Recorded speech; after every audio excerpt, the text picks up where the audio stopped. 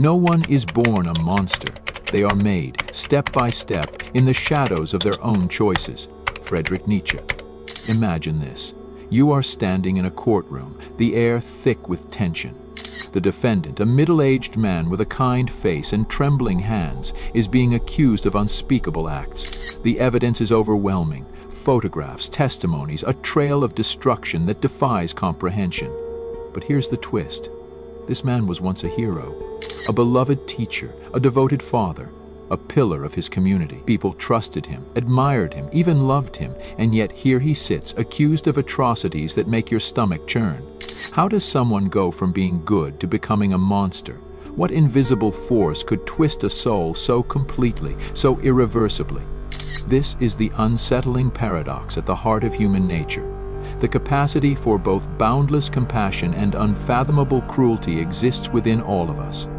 We like to believe that evil is something out there, a force that only corrupts the weak, the broken, the other. But history tells a different story. The most horrific acts are often committed not by obvious villains, but by ordinary people, people like you and me, people who once laughed with friends, cried at sunsets, and held their children close. How does this transformation happen, and could it happen to you? The question lingers, heavy and unshakable. What turns good people into monsters? Is it a sudden fall from grace, or a slow, insidious erosion of the self? And if the line between good and evil is so thin, how do we ensure we never cross it? The answer lies not in the darkness of others, but in the shadows within ourselves. And to find it, we must first confront the uncomfortable truth. The monster is not out there. It is in here, waiting, watching. To understand how good people turn into monsters, we must first confront the uncomfortable truth that evil is not an external force. It is a potential within us all. This idea is as old as humanity itself, explored by philosophers, psychologists, and theologians who have grappled with the duality of human nature. Carl Jung called it the shadow, the hidden, repressed parts of ourselves that we refuse to acknowledge. These are the instincts, desires, and impulses that society deems unacceptable, so we bury them deep within our psyche. But the shadow does not disappear. It festers, grows, and waits for the right conditions to emerge, and when it does, it can consume us. Friedrich Nietzsche warned of this when he wrote, "Whoever fights monsters should see to it that in the process he does not become a monster." His words reveal a chilling truth. The very act of resisting evil can corrupt us. Think of the soldier who becomes as brutal as the enemy he fights, or the activist who resorts to violence in the name of justice. The line between hero and villain is not as clear as we'd like to believe. It is a razor's edge, and the closer we get to it, the more likely we are to slip.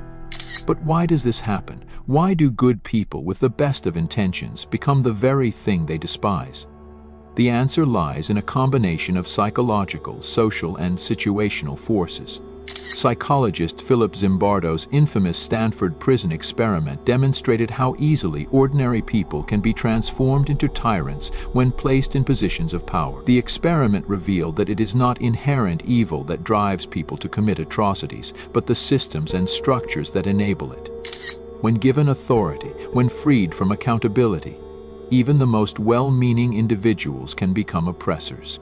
Arthur Schopenhauer took this idea further, arguing that human behavior is driven by an insatiable will, a primal force that seeks to dominate, control, and survive. This will, he believed, is the root of all suffering and cruelty. It is what drives us to exploit others, to hoard resources, to wage wars. And because it is an intrinsic part of our nature, we are all susceptible to its influence. The difference between a good person and a monster, Schopenhauer suggested, is not a matter of character, but of circumstance. Under the right conditions, anyone can be corrupted. Jean-Paul Sartre offered a different perspective, emphasizing the role of choice. In his view, evil is not something we are born with, it is something we choose. But this choice is rarely conscious. It is the result of 1,000 small compromises, each one eroding our moral integrity until we no longer recognize ourselves. We are our choices, Sartre wrote. And when we choose to ignore our conscience, to justify our actions, to prioritize our own interests over the well-being of others, we take a step closer to becoming monsters. Yet, even as we grapple with these ideas, a deeper question lingers. Why do we refuse to see this potential within ourselves? Why do we cling to the belief that we are immune to corruption? The answer lies in our need for self-preservation. To acknowledge the shadow is to confront our own vulnerability, to admit that we are not as good, as strong, or as moral as we'd like to believe. It is a terrifying prospect, one that forces us to question not only our actions but our very identity. And so we turn away.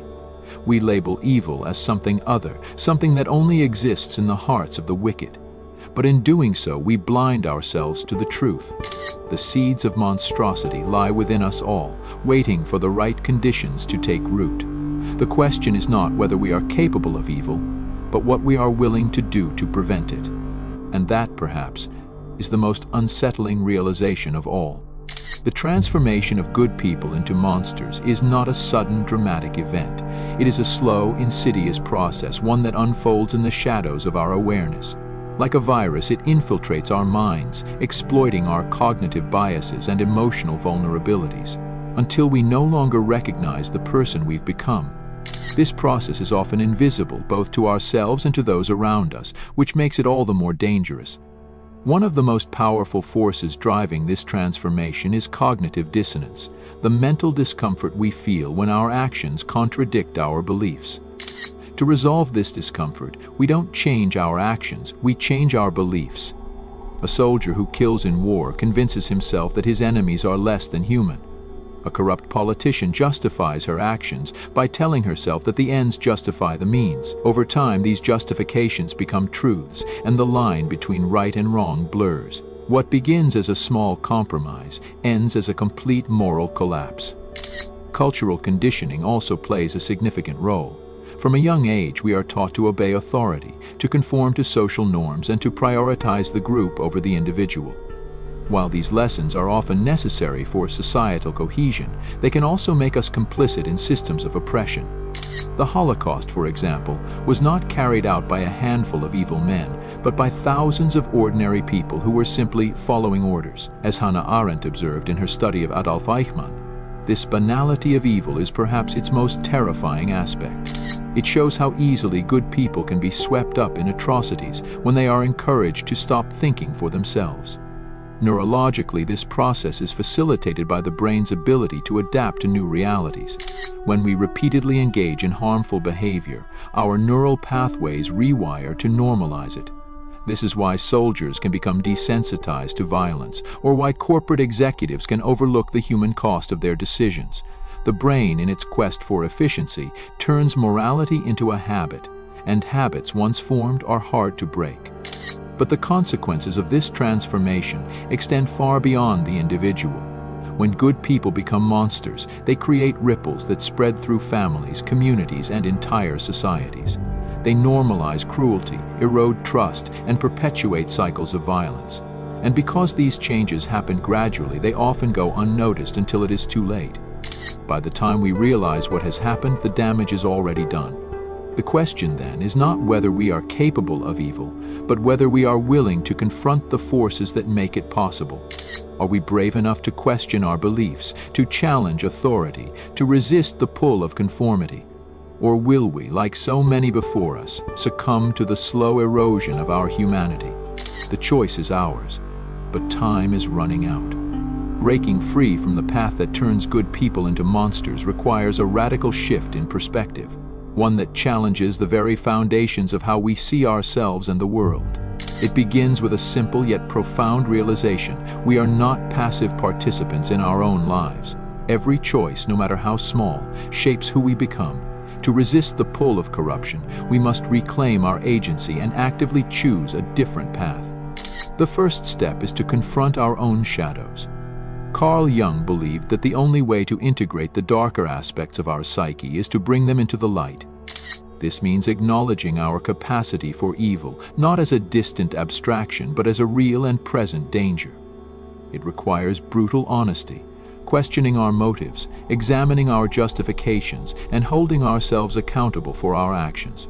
This is not an easy process. It is uncomfortable, even painful, but it is necessary. As Jung famously said, until you make the unconscious conscious, it will direct your life and you will call it fate.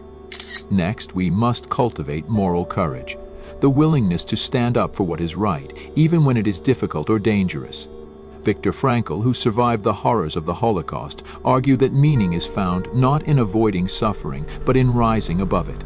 He wrote, "Between stimulus and response there is a space. In that space is our power to choose our response. In our response lies our growth and our freedom. This space, however small, is where our humanity resides. It is where we can choose compassion over cruelty, integrity over convenience, and love over fear." History offers countless examples of individuals who broke free from the systems that sought to corrupt them. Consider Dietrich Bonhoeffer, a German pastor who resisted the Nazi regime despite the immense personal cost. Or whistleblowers like Edward Snowden, who risked everything to expose the truth. These individuals did not possess superhuman strength or moral perfection. What they had was a commitment to something greater than themselves, a belief in the inherent dignity of every human being. To follow their example, we must also challenge the systems and structures that enable evil. This means questioning authority, resisting conformity, and speaking out against injustice, even when it is unpopular. It means recognizing that obedience is not a virtue if it leads to harm. As Aldous Huxley warned, the surest way to work up a crusade in favor of some good cause is to promise people they will have a chance of maltreating someone. To be able to destroy with good conscience, to be able to behave badly and call your bad behavior righteous indignation. This is the height of psychological luxury, the most delicious of moral treats. Breaking free is not a one-time act, but a lifelong commitment. It requires vigilance, humility, and an unwavering belief in the possibility of redemption. But the alternative, allowing ourselves to be swept along by the currents of conformity and cruelty, is unthinkable. The choice is ours. Will we succumb to the darkness, or will we fight to reclaim our humanity? The answer lies not in our past, but in the choices we make today. The ultimate truth is this: the line between good and evil does not exist outside of us. It runs through the center of every human heart. We are all capable of both immense kindness and unspeakable cruelty. The difference lies not in our nature, but in our choices. And those choices are shaped by the stories we tell ourselves, the values we uphold, and the courage we summon to face the darkness within. This realization is both terrifying and liberating. It is terrifying because it forces us to confront our own vulnerability, to admit that we are not immune to corruption. But it is also liberating because it reminds us that we have the power to choose. No matter how far we have strayed, no matter how many mistakes we have made, we can always turn back. Redemption is not a myth. It is a possibility available to all of us if we are willing to do the hard work of self-examination and transformation. The journey to reclaim our humanity begins with a single step: the decision to take responsibility for our actions. This means refusing to hide behind excuses, justifications, or the comforting lie that everyone else is doing it. It means holding ourselves to a higher standard, even when it is inconvenient or painful. And it means recognizing that every choice we make, no matter how small, has the power to shape who we become. But responsibility alone is not enough. We must also cultivate empathy, the ability to see ourselves in others, to feel their pain and to recognize their inherent worth. Empathy is the antidote to dehumanization, the force that pulls us back from the brink of monstrosity.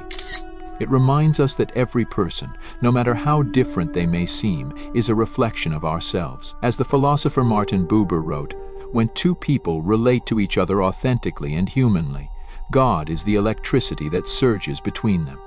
Finally, we must embrace the paradox at the heart of human existence, that we are both flawed and magnificent, capable of both great evil and great good. This duality is not a curse, but a gift. It is what makes us human, and it is what gives us the power to change, to grow, and to transcend the limitations of our nature. The choice is yours. Will you succumb to the darkness, or will you fight to reclaim your humanity? Will you be a passive participant in your own life, or will you take responsibility for your choices? The answer lies not in the stars, but in the depths of your own soul. and the time to decide is now.